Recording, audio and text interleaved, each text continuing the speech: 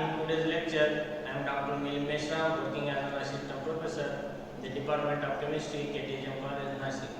In the last lecture, we have discussed the various reactions of alkyl halide. So we have seen the hydrolysis of alkyl halide. Okay, alkyl halide hydrolyzed in the presence of aqueous NaOH to give the corresponding alcohol. Okay. Thereafter, we have discussed the formation of nitrite and nitro compounds. Okay, when you start with alkyl halide and treat with potassium nitrite, it gives the alkyl nitrite, whereas when you use silver nitrite, it gives the nitroalkyl. Similarly, we have discussed the formation of nitrile and isonitrile. When you use the potassium cyanide and treat it with alkyl halide, it gives the alkyl nitrile. Alright. On the other hand, when you use the sodium silver cyanide, in that case you will observe the alkyl isonitrile product, okay, as a main product. So in this lecture, we will discuss the synthesis of ether, that is Williamson ether synthesis. So in this case, we will discuss substitution versus elimination.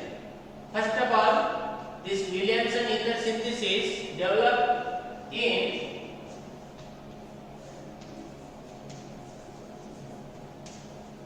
developed in 1850 by Alexander Williamson. Alright, and it is a SN2 reaction between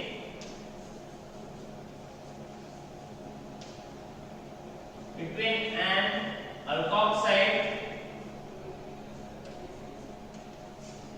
ion and alkyl halide.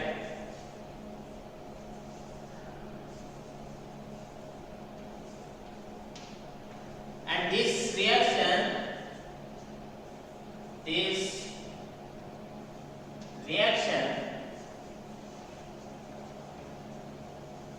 work best for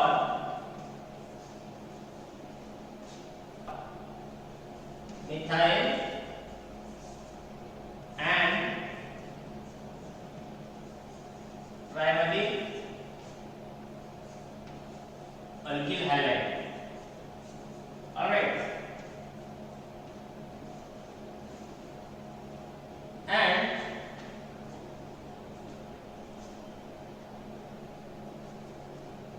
the conjugate, the solvent used in this reaction,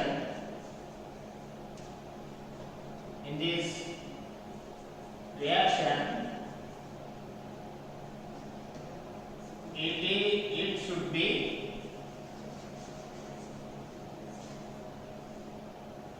conjugate acid of the alkoxide ion. It means, for example, if we use the alkoxide, for example, this methoxide, so your solvent should be methyl alcohol. Solvent should be methanol, CH3OH. Alright. So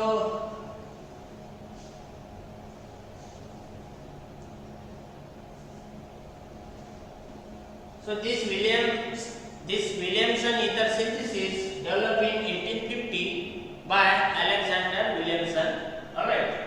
So it is a SN2 reaction. Okay. Substitution nucleophilic bimolecular. Okay. So between an alkoxide and alkyl halide. All right. So this is the SN2 reaction. Since this is the SN2 reaction, so it will work best for methyl halide or primary alkyl halide. Okay. And in this, the solvent used that should be the conjugate acid of that alkoxide ion. All right. Suppose if we use sodium ethoxide as a reaction partner, so your solvent should be ethanol. Suppose here methoxide ion, alkoxide ion, so you should use the methanol. All right. So let us have its reaction.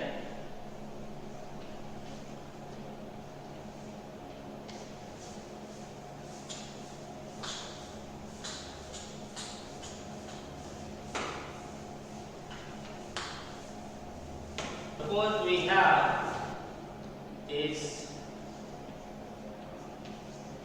ethyl bromide, alright, ethyl bromide. When you react with ethyl, this ethoxide ion, alright, sodium ethoxide. So as I said, so this solvent should be the conjugate acid of that alkoxide ion. So we should use ethanol. So this is ethanol. Okay. So it gives the corresponding ether.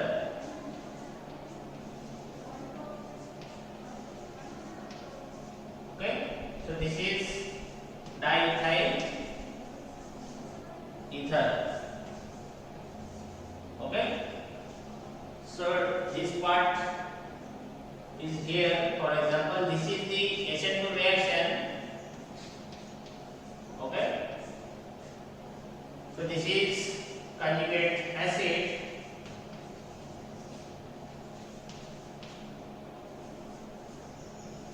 Alright. This is sodium ethoxide.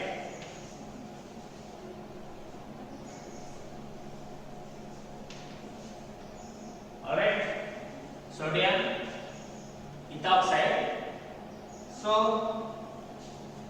So when you treat this ethyl bromide with sodium ethoxide in the presence of ethanol, okay, so here we have used the conjugate acid of that sodium ethoxide, okay, so it gives diethyl ether. So this is the SN2 reaction. So when you have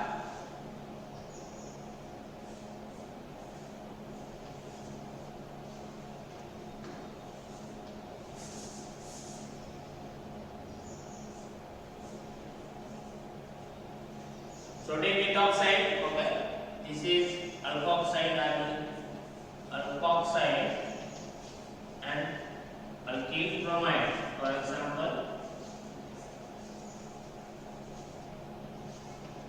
So since this is SN2 reaction, so this nucleophilic oxygen will attack from the backside of this CBr bond to give this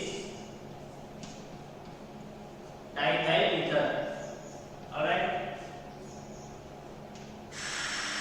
So this is the product. Okay. So this is the ether. Alright. So why we chose this RO? RO means this alkoxide ion rather than its conjugate acid. Okay. So when you use RO means alkoxide ion and try to react with alkyl halide, so that reaction will be much faster than when you use its conjugate acid. because more electron density on nucleophilic oxygen. Okay, so it will makes it much faster than that of the its corresponding conjugate acid.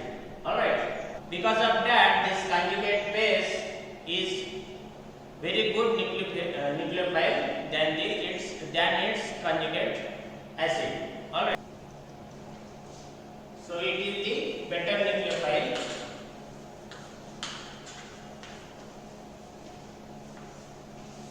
Now this is the one of the aspect of this Williamson ether synthesis. So other aspect of this Williamson ether synthesis is which alkyl halide will work well. Okay. So since this Williamson ether synthesis is follows the SN2 reaction, so it will work well for methyl iodide or primary alkyl halide. In SN2 reaction, the alkoxide ion, as I mentioned it before, this alkoxide ion will attack from the back side of this, okay, back side of this CBr bond, okay. So that means this reaction, so it gives this ether, okay. So this reaction works best for example, methyl halide, okay. This reaction will work best for methyl iodide, then primary alkyl halide, then secondary alkyl halide, and then tertiary alkyl halide. So for this tertiary alkyl halide, this reaction doesn't work. This reaction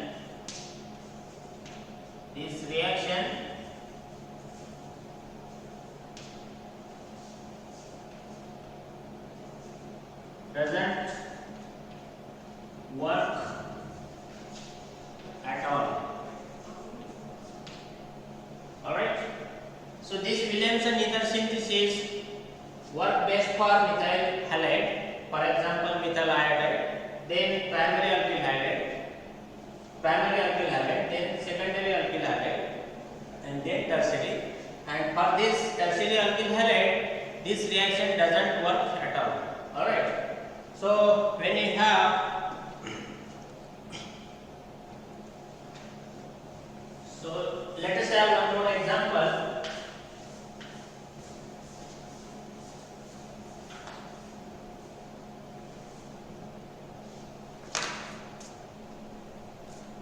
Suppose we have this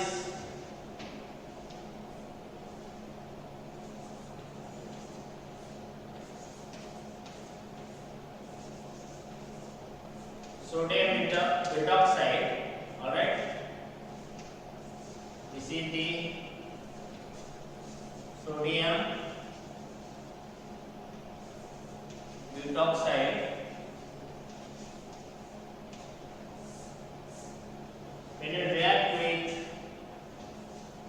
methyl iodide in the presence of this butanol, okay, butanol.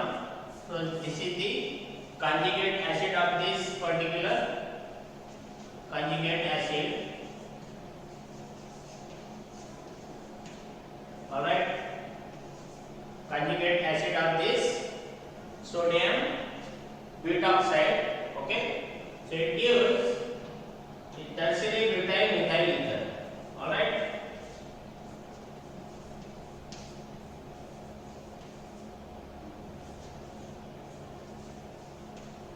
Tertiary butyl methyl ether.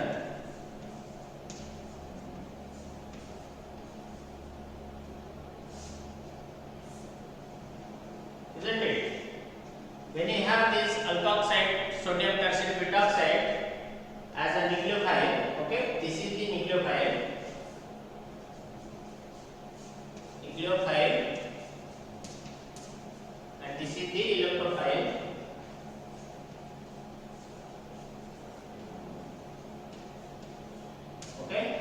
since this is the SN2 reaction,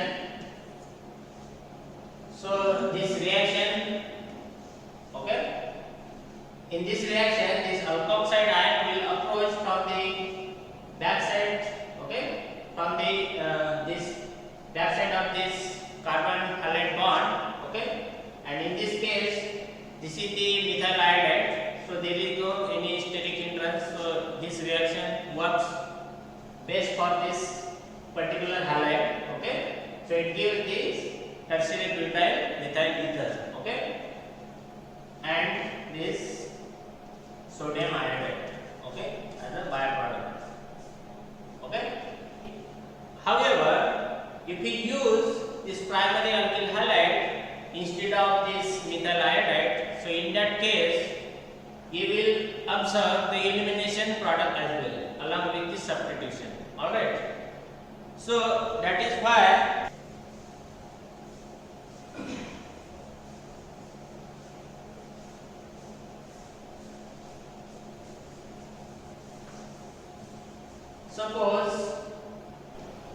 suppose we have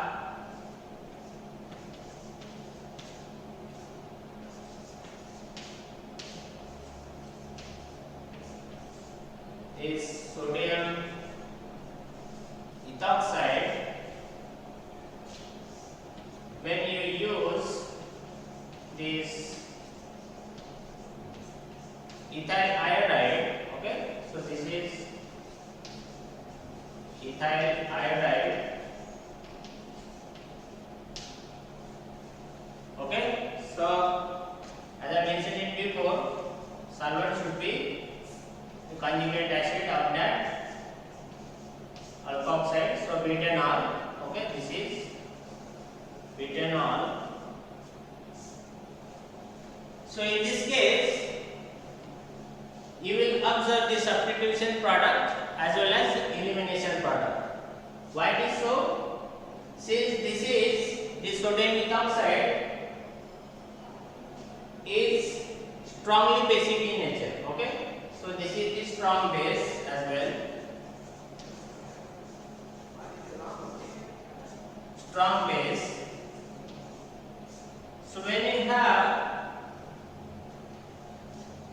okay, so when you have this primary alkyl halide, so you will observe the elimination product, okay. So when you have this sodium ethoxide as a nucleophile, it slows down the SN2 reaction, okay, and when you have this primary alkyl halide, so in that case the elimination product will be observed, okay. So here substitution product,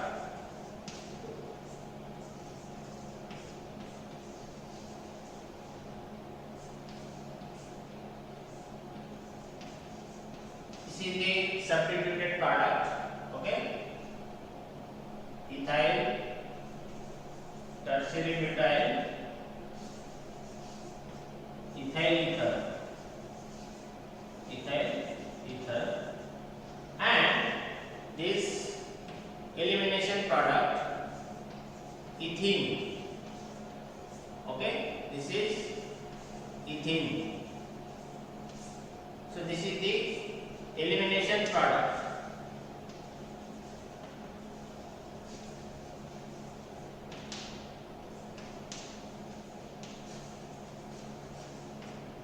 Means this reaction is E2 elimination reaction. Alright. So this is the SN2 product. SN2 reaction. Okay. So SN2 reaction will give this substitution product. Okay.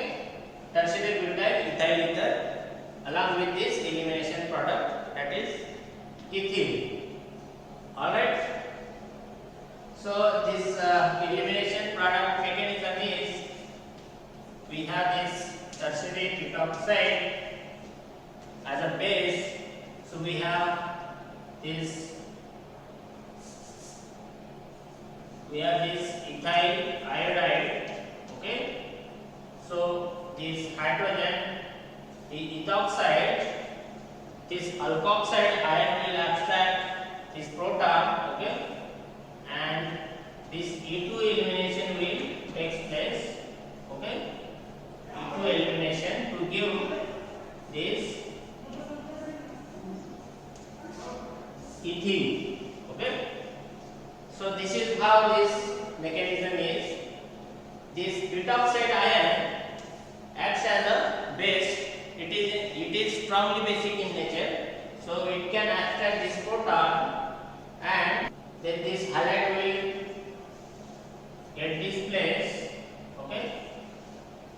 Since this is a better leaving group, okay, and this ethene will form. Already know this tertiary butoxide is being a strongly basic in nature, and if you hit this reaction mixture, so it can give the alkene. Alright.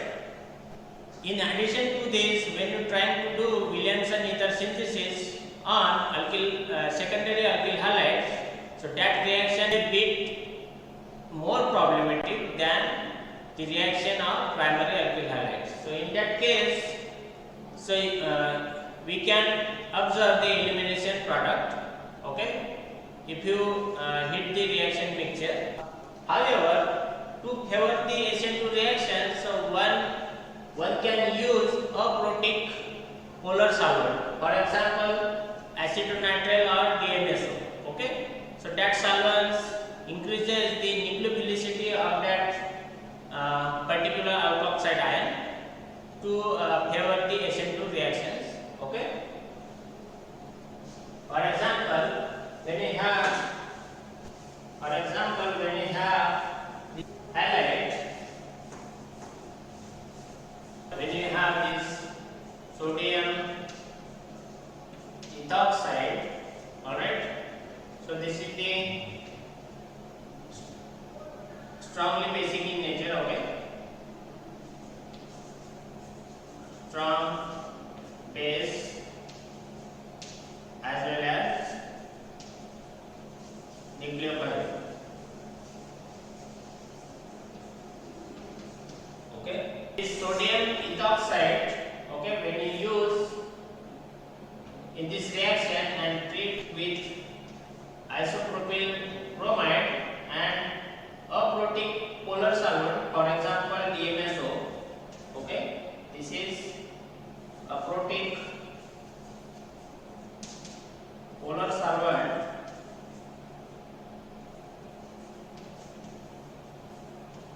okay. So in this case, you will observe this SN2 reaction, okay. So this is the SN2 reaction product, substitution product. This is ethyl isopropyl ether, alright. So if you apply heat, then elimination product will also means if you apply the heat, elimination product will be dominant, okay. So in this case, when you use the aprotic polar solvent, you will observe the SN2 substitution product as well as this elimination product as well, okay. So this is propene. But if you apply the heat, elimination product will be dominant, alright. So this is how this aspect is very important in this Williamson ether synthesis.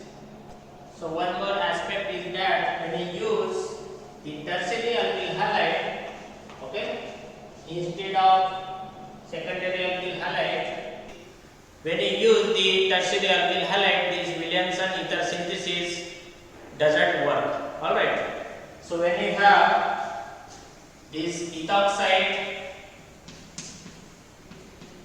sodium ethoxide, when you treat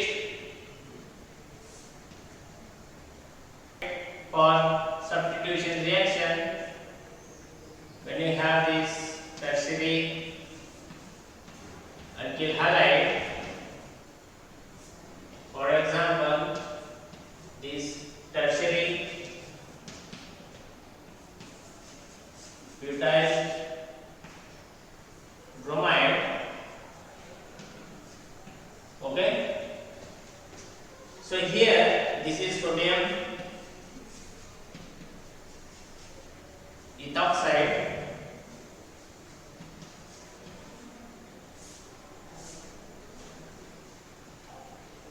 When you react this sodium ethoxide with this tertiary butyl bromide, this reaction doesn't work. Means substitution reaction doesn't undergo. Rather, elimination product will be observed. Okay. So elimination product, for example, this 2-methyl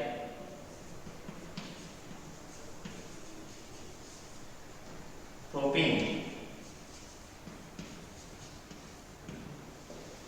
or you can write in this way as well. Okay. So here, because of these 3-methyl groups, it generates this steric hindrance when this sodium ethoxide approaches from the rear side of that CPR bond. So these 3-methyl groups doesn't allow to approach it. Alright. So this substitution reaction, okay, substitution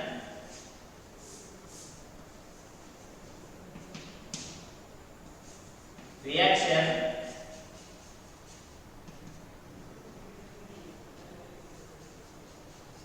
completely get failed. Okay. So this substitution reaction doesn't work. So this is the elimination product. Elimination product. Alright. Here 2-methyl propene. Alright. So this is all about the today's lecture. So what we have seen the Williamson ether synthesis. So it's a reactions of alkoxide ion with alkyl halide. Usually this methyl halide, for example methyl iodide, is best work for this Williamson ether synthesis, then primary alkyl halide. But when you use the secondary alkyl halides, so you will get the substitution product along with the elimination product, especially when the reaction mixture heated. Alright. But one can attempt the SN2 reactions or the into elimination. One way is to attempt the SN2 reactions to be favored over the into elimination is that when we need to use a protic polar solvent, for example acetonitrile or DMSO. So if you use the acetonitrile and DMSO, the nucleophilicity of the particular alkoxide ion will be increases. Alright. So in that case the substitution product will be favored over the E2 elimination. Alright. On the other hand, when you use the tertiary alkyl halide, for example tertiary butyl bromide, so in that case the reaction substitution reaction get failed. Okay. Rather the elimination product will be observed. Why it is so? Because in tertiary butyl bromide there are 3 methyl groups. So these groups creates the steric hindrance.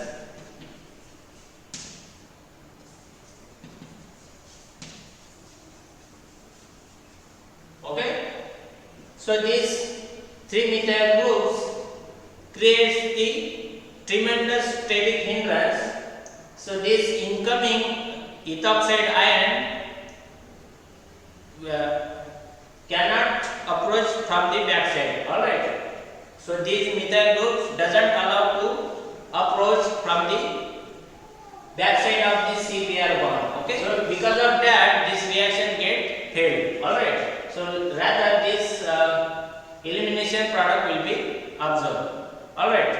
So this is all about the this lecture. In the next lecture we will discuss the aryl halide.